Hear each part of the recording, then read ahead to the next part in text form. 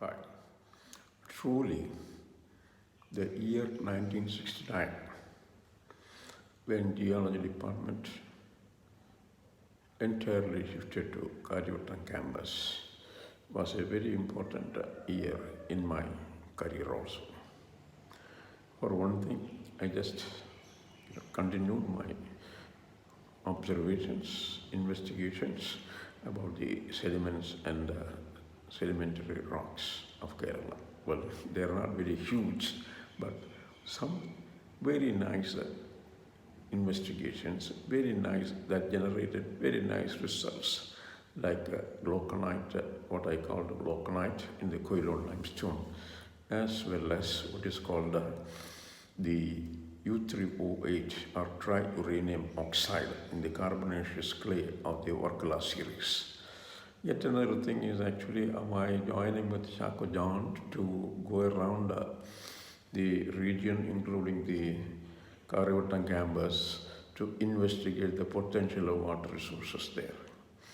So, another interesting thing is I decided to get married to my wife, Dr. Geeta, and that took place in the month of August 18th, 1969. And of course, naturally, there was a gap in the research activities.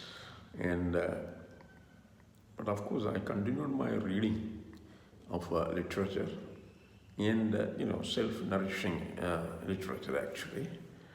And then what happened was, toward the close of 1969, Krishnan Nair sir told me that, Vikraman, why don't you be the secretary of the Kerala University Teachers Association, which is a fellowship of the teachers in the University of Kerala. Those days the number was very small, like under 100. That was the membership. And in fact, K.V. Krishnan Nair sir had been continuing as the secretary of the KUTA, Kerala University Teachers Association, for 2 terms. And he wanted to lay down the office by the next general body meeting, that will happen in January 1970. So, at that age, I thought it was an exciting proposition. And, we had in the membership very important people like Professor K.K. Nair, Professor A. Abraham, Professor P.G. Kesava Panikar, Professor E.T. Matthew, and Professor V.I. Subramanian. Of course, Professor Menon was there, but Menon sir was actually not in the forefront of the activities of the association. Anyway, so I agreed. And what happened was, after the elections in 1970, January, I took over from K.V. Krishnan Nair, and of course we had treasurer, etc. I think our president was then P.G. Keshav Panikar, a Vanderbilt University PhD, and a leading economist in the state of Kerala. And, the executive committee meetings or the managing committee meetings, I was toying with the idea of getting some more powerful, person as the president of the association who can build instead of a longer bridge, a shorter bridge, a bridge a shorter span with the administration of the university as well as the state government. So we were toying with the idea, I'm probably the youngest among the teachers of the university then. And I just toyed with the idea of, inviting some kind of a politician academic. And of course, those days politician academics were very few. Then I spotted the name of Sri Kantan Nair, one-time MP and a sitting member of the syndicate. And because the Sri Kantan Nair belonged to a party called RSP, Revolutionary Socialist Party, and Revolutionary Socialist Party had a nominee in the government, which is Mr. Baby John, in charge of education, higher education, school education, and all that stuff. And what was the concern? Concern is actually among the teachers, we were not given the privilege of enjoying the new UGC pay scales. It has been postponed by the government. Government will always say, the minister concerned will say that government is trying hard to make both ends meet. The incomes are very low, for the revenue is low for the government, and we cannot consider you as a group, a specialist elite group. So that aside, we went and spoke to, I think PG, I don't exactly remember the number of people, but anyway, a handful of people from our managing committee and from the general body also went and met Sri and Nair in the MLA quarters during one of his visits to Trivandrum to attend the meeting of the syndicate of the University of Kerala. And then Mr. Sreenan Nair said, well, it is a very nice thing that you had a thought like that in your mind, because, as politicians, we always thought you sat in the ivory towers and were not in touch with the actual happenings on the grassroots level in the state. We said, no, we are really in touch. Whatever we do is for the benefit of the society only. Only thing is the politicians are more vocal than the teachers in the university, because we are very humble. The better you are, the more humble you are. That is the point. So he made a promise that if most of the people in your association accepts me as a president of the association, he will only be glad to play that role. And then we said, sir, what we will do is we will have a working president who will be the vice president of the association, and you will be the president. And what you have to do is, we told him in the first meeting itself, you have to work with the government and earn us our grant of the what is called UGC pay scales. So he smiled at us and said, definitely he will try for it, because the government is not there in the secretariat, not only to look at the grievances of the less than 100 numbering university teachers. The government has a huge population and their needs before them, and their needs to be fulfilled, at least partly or marginally. Anyway, so what has happened was, this was announced in a general body meeting of the association, KUTA, and we generally used to meet in the botany department auditorium, and some people were conspicuously absent. For example, like Professor Abraham never attended the meetings. He was a ceremonial head or a chairman of the association, founder chairman, I would say, and but those people like P.J. Keshav Panikkar, E.T. Matthew, and V.A. Subramaniam occasionally attended. And these people, in spite of our requests, they did not attend. Instead, they had tendered their resignation from the association for our decision, the majority decision to invite a non-teacher as the head of the association or the chairman of the association. So, well, of course, those days, we thought, all right, if you lose 3 people, fine, well and good. Because our intention is more deeper, because we wanted a shorter bridge to or a connection with the administration of the university as well as the government. So, in fact, this Professor Panikkar told me that Thrivikramji, I have nothing against you, but only thing is, as an association of the teachers in the university, I did not feel that there was a dire necessity to bring in a politician as the chairman. In fact, he spoke to me while I was doing a morning jogging from Shastamangalam via Pangoda to Jagadi. Professor Panikkar also used to walk his way toward Shastamangalam as a morning walk, and we always used to cross, at least 4 or 5 times every week. And one morning he waved at me and stopped me and told these things. That is the reason he resigned from the association.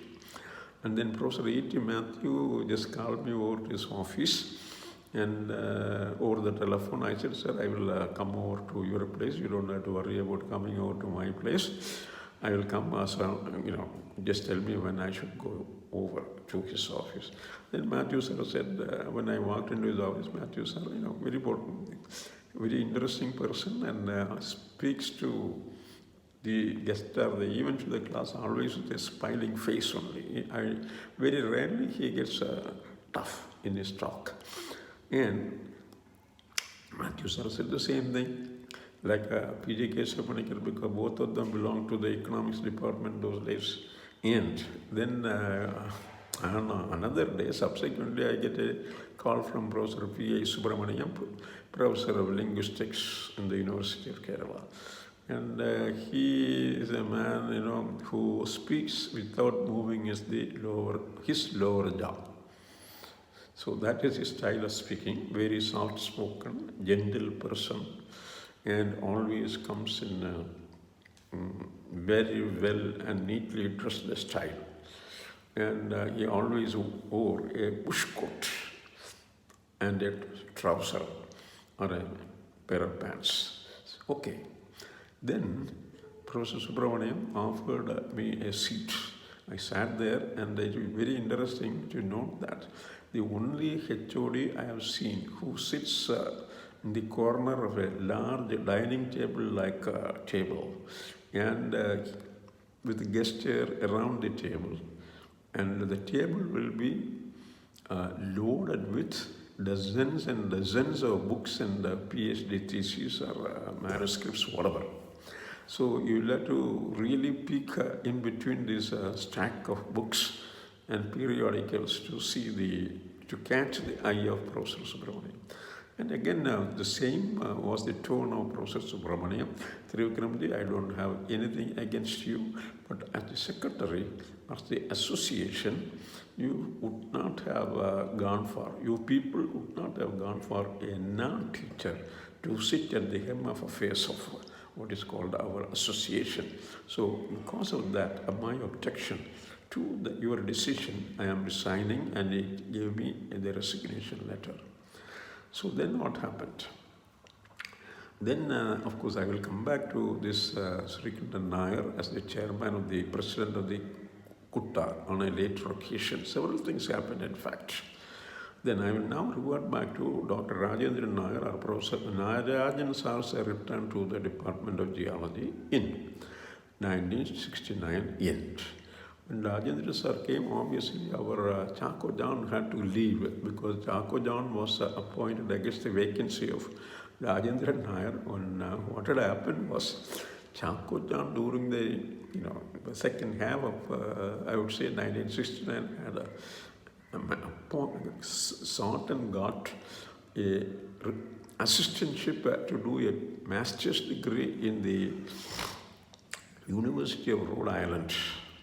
And Rhode Island is the smallest state in the United States, and his professor was one John Kraft.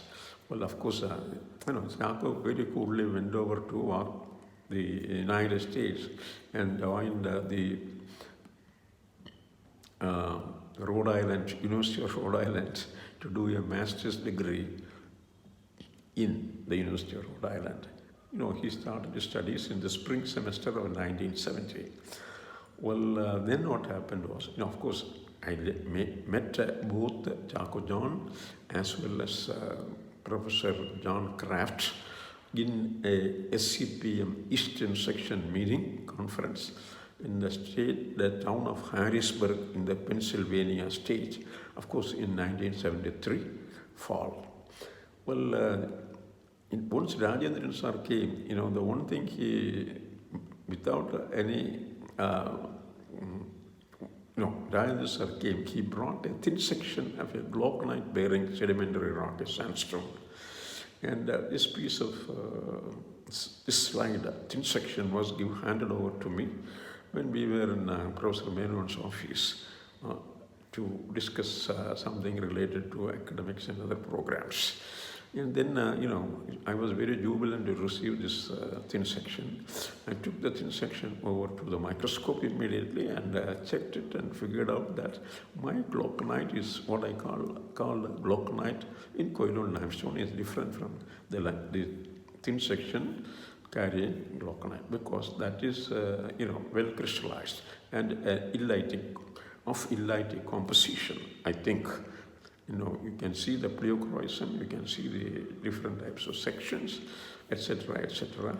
And whereas what I had in my thin sections were thin section slices of what is called the granular pellets, the pellets of glauconite, which do not have the high level of crystallinity as the glauconite Dr. Rajendran brought back from Soviet Union.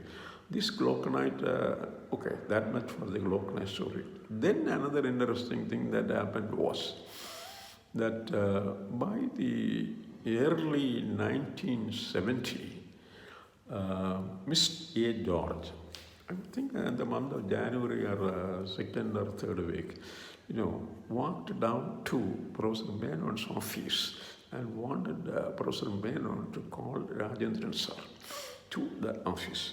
So, this is actually narrated to us by Rajendran sir only.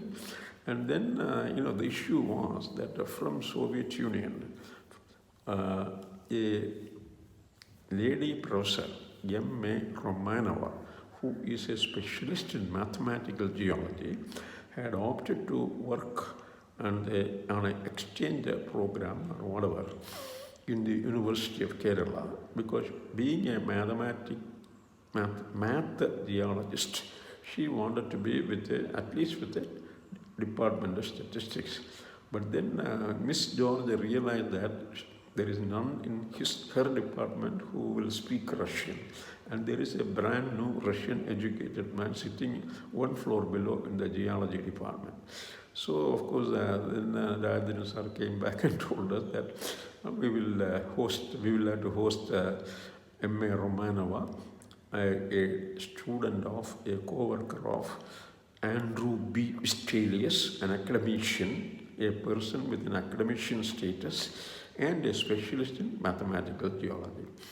And 1968 or so, the important thing that happened in the field of mathematical geology was the International Association of Mathematical Geologists was created or founded. And Professor Daniel Merriam of Kansas Geological Survey and University of Kansas was elected as the Secretary General in one of the, which actually happened on the side halls of the International Geology Congress, etc., etc. Anyway, so I met Professor Merriam. He in fact had assigned my master's thesis in Syracuse University, and I will check that part of the story in a later occasion. But anyway, when M.A. Romanova came over to geology department, of course she shared the same room with Professor Dr. Rajendran Nair. And, he could communicate with this lady excellently in Russian language. That was another great advantage. And what her plan was to spread the word about the efficacy of the new tool of statistical geology, geomathematics or geostatistics or math geology in studying, in analyzing data and visualizing the models based on such tools available in statistics. Well, that's for this session. I will come back with another story later.